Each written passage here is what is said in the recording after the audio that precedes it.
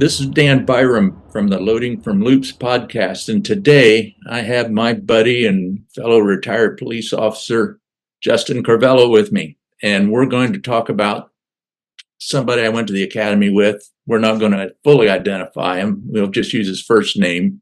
No further than that, because we don't want to embarrass him internationally as this podcast is viewed. But first of all, thank you for joining in on the podcast, Justin. We just got together over in California, a week or so ago, but it's good to talk to you again, bud. Good to talk to you, Dan. Thanks for having me. I appreciate it. I'm glad you're here. So tell me a little bit about your history with my old compadre. Just to give you some background, I joined the Mesa Police Department in 1995. And just a young, skinny kid. I wish I had some pictures to show you. I was just probably all of a 145 pounds soaking wet, just a wet behind the ears rookie. So academy gets over, FTO gets over. I get sent to the Dobson substation. At the time, that was actually a substation. Now it's called Fiesta. That's a different facility, but and I'm on swing shift, and I'm working with a senior officer. He's not my FTO. I'm on my own. I'm a solo patrol officer. And I'm just trying to get to know everybody, I'm just trying to keep my mouth shut, lay low, learn as much as I can. And so I hear, and his name is Phil, and he's highly respected, always very nice, very calm. You really can't rattle this guy. Probably one of the top 10 mentors I had in my career. I would definitely generalize him as just an all-around great cop. Very experienced, very knowledgeable, and we're working patrol together. So I'm new, and he gets a call about a barking dog, and I don't even think they go to barking dogs anymore. But back in those days, we did, and I remember it just sat on board for hours and hours.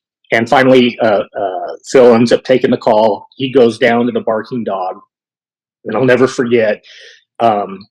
This is before GPS. This is before anything. No one, when you clicked the mic back in those days, without a call sign, no one knew who you were.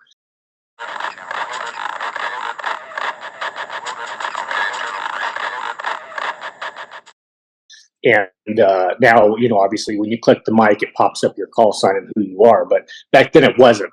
So I remember he took his PR-24.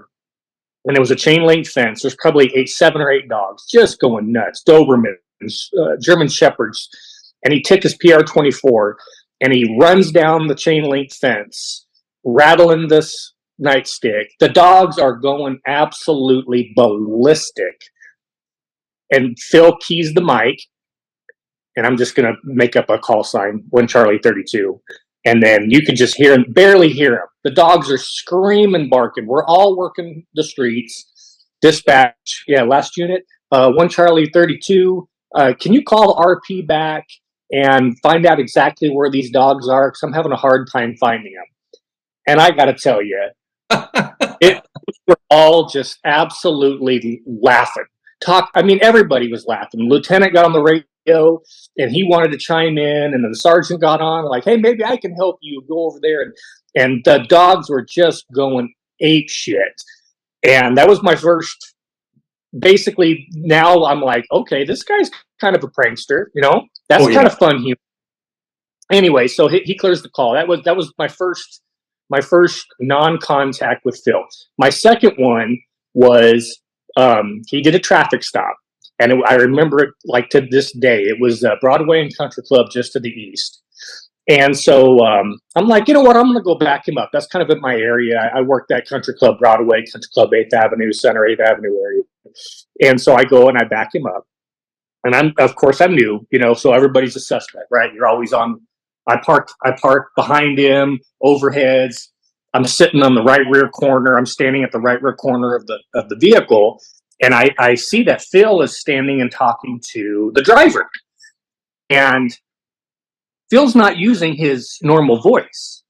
Phil's using a very strange, almost like a kid voice, like you would sit, like somebody, like a mannequin. And I look over, and Phil's got a puppet on his left hand. Lone wolf. This puppet is talking to the driver. And Phil's like, well, what do you think we should do? Do you think you need a ticket? Do you think you need a warning?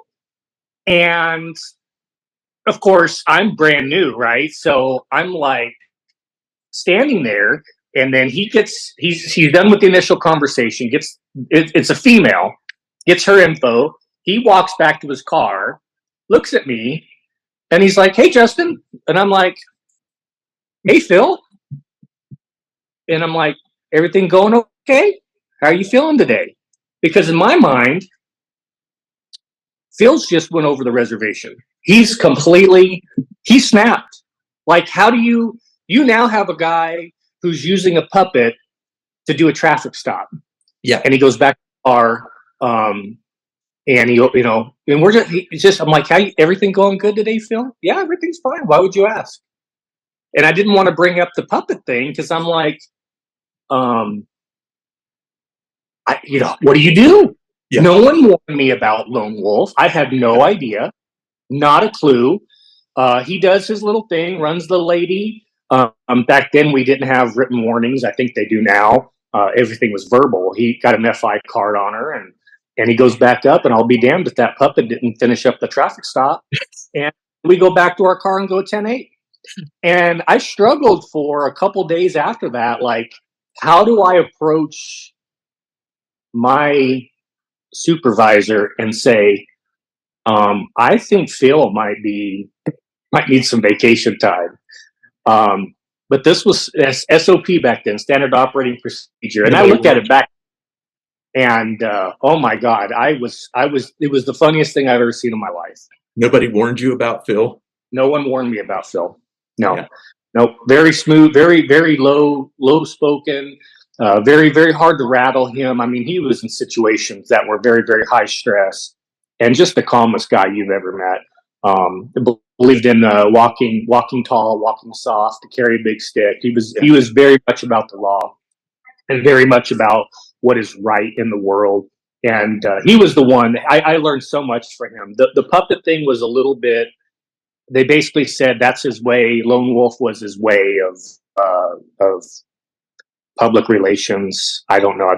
I've never seen or heard anybody do anything like that to this day. And I don't think anybody on today's department would believe the story. No. Would believe. No. And I believe it was after that somebody stole Lone Wolf. And oh my God, was there just a shitstorm. It was Polaroids left in the briefing room. And then he was so mad. Oh man, I've never seen Phil so angry. If he would ever found out who took him. And then it culminated with, and I think this happened on my day off. They returned Lone Wolf using the flagpole at the Dobson substation, and they had a Polaroid of Lone Wolf on the very top loop. And when he came into briefing, he saw it. He ran out there and he got his puppet back. Yeah, Phil, what an amazing. I wish that we had more people on the department that were like Phil, who would help. Really was a mentor. He really was, and it was because what was I, 23, 22 years old, 24, I don't know, and I thought I had the world figured out, and it was really nice to have him pull me aside and say, "What could you have done better on that call?" And in my mind, I'm thinking, "Hey, I'm on my own. I'm a big deal. I got things figured out." And it was just really nice to have him. It always comforted me to hear him coming to one of my calls. I got one more real quick. We were at the range and we were qualifying, and I remember a fly landed on his paper target. One of the range instructors was like, "Everybody holster except for Phil." And then Phil was like, "I'm going to shoot that fly." And they let him take a shot, and you know what? He hit it. It flapped off, and he shot that fly off the target. I believe it. So, yeah. So that's my Phil. That's my Phil story. Oh, I love Phil. I love him like a brother. We had a lot of. I mean, just imagine working undercover with Phil as a detective. You know, I could tell you stories for weeks, which I won't. I'll probably have to take them all to the grave with me, but so many funny stories. But I'll tell one that before we wrap up, Justin, that a deputy chief told me about. There was a traffic accident standing board of inquiry, which are kind of like formal things. And I mean, you probably remember those. I don't know if they even still do them, but whenever there's damage to city property, they'd have a standing board of inquiry, and it'd be a deputy chief and a captain and a watch commander or something like that. It's all very official. And Phil had almost nothing to do with it. He was like a witness or something. They just had to have him come in and say, yes, took a measurement or something like that. And they call him in. These three big shots are sitting at the table. Phil's sitting across from him, and they say, state your name. And he says, I have to consult with my attorney. And they're like looking at each other. And they say, well, I mean, okay, you know, they're thinking there's more now to this story, you know. And they say, well, if you need to leave, and they go, no, he's here. And he comes up in his pocket with a finger puppet. And he starts whispering to this finger puppet. And he holds it up to his ear. He whispers to it, puts it back in his pocket. One of the captains or whatever didn't know him, you know, and he's like losing it. Sorry, I'm starting to lose it every time I think about that story. And every question, he stops and goes through this routine. They finally kicked him out, you know, said, okay, fine, you know, we don't need any more questions from you. But that's how Phil rolled, you know, oh my gosh, rolled in every situation. It was a lot of fun. I broke me up. Yeah, for not ever knowing Lone Wolf, it was quite a shock. Yeah, because I've never seen a grown man, police officer, senior veteran, highly decorated, and he's got a puppet on his left hand. And he's using a different voice to do the traffic stop. And I didn't see the gal's face, but I imagine her eyes were the size of dinner plates. Oh yeah. I imagine she was like, okay, you know, and it worked for him. He did it for years. Oh, he did it for years and years.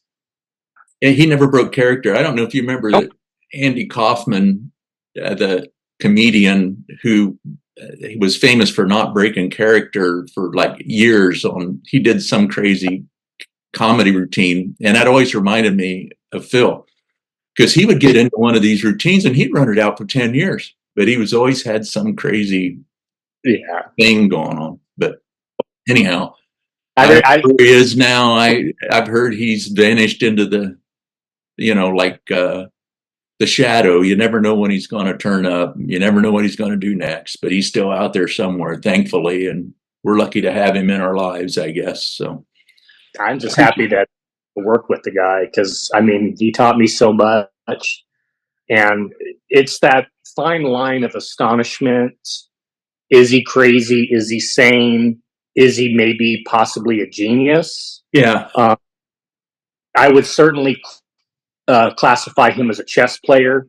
He had the call figured out way before we knew what was going to happen. He already had it. He knew if he wanted to push someone's buttons, if he wanted to get someone riled up, he knew how to do it. He had a plan.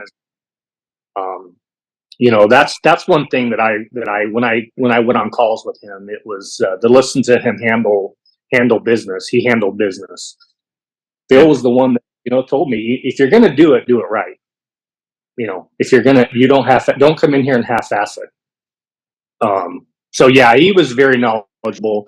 It's things you learn by watching others, I think, was super important. But man, that guy was a character. But you know what? At least I have some stories. Yeah. You know. Yeah.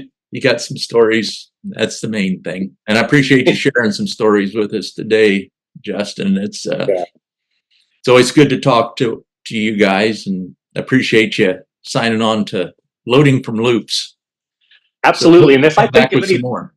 I want to be on again. I'll tell you some other stories, but things will pop in my head from time to time, and I'm like, I think I should share those with Dan. Well, just dial up. We'll set it up and put them out there for everybody. I think everyone enjoys hearing them. Thanks, bud.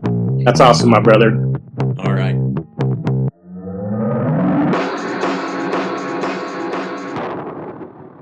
Loading from Loops is brought to you by Sabbath Learning. Register now for the Excellence in Law Enforcement courses. Click the link below for more information.